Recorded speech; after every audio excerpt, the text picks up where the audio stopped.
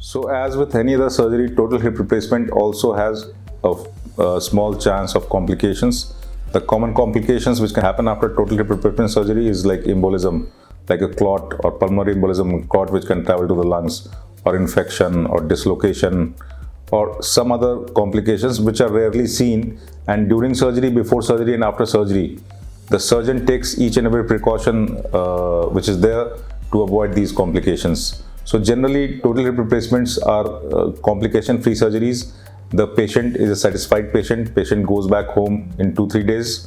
Even if you do hip replacement on both the sides, in 4-5 days, patient is able to go back home, mobile, walking on his own. Initially with a walker, but like after a couple of weeks, patient is able to walk unsupported and totally pain-free.